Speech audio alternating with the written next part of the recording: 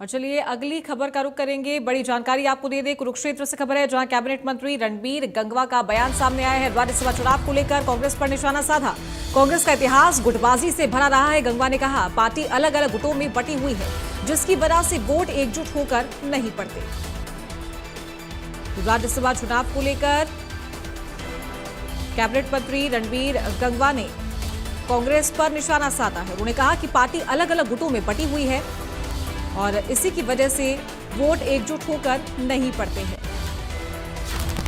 तो शुरुआत से ही कांग्रेस में गुटबाजी देखी जाती है। उन्होंने कहा कि कांग्रेस का इतिहास गुटबाजी से भरा रहा है। कैबिनेट मंत्री रणबीर गंगवा का बयान सामने आया।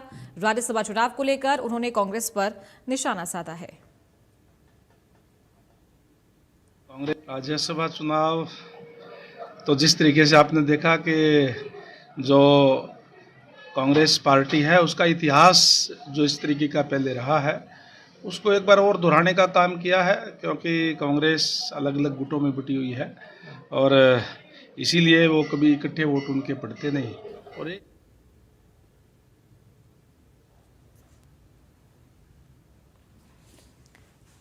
तो कैबिनेट मंत्री रणबीर गंगवा ने कांग्रेस पर निशाना साधा। राज्यसभा चुनाव में जिस तरीके से क्रॉस वोटिंग हुई है उसको लेकर उन्होंने कांग्रेस को कहा है कि कांग्रेस का इतिहास गुटबाजी से भरा रहा है और इसीलिए पार्टी अलग अलग गुटों में बटी हुई है और इसी वजह से एक साथ एकजुट होकर वोट नहीं पड़ते हैं। तो कांग्रेस का इतिहास ही गुटबाजी से भरा हुआ रहा है और जैसा कि जानते हैं जो हालात राज्यसभा चुनाव के दौरान देखने को मिले हैं, तो कांग्रेस पार्टी अब उन विधायकों पर कार्रवाई भी करने वाली है और ये मुद्दा काफी ज्यादा गरमाया है हरियाणा में, जिसे लेकर कैबिनेट मंत्री ने ये बयान दिया।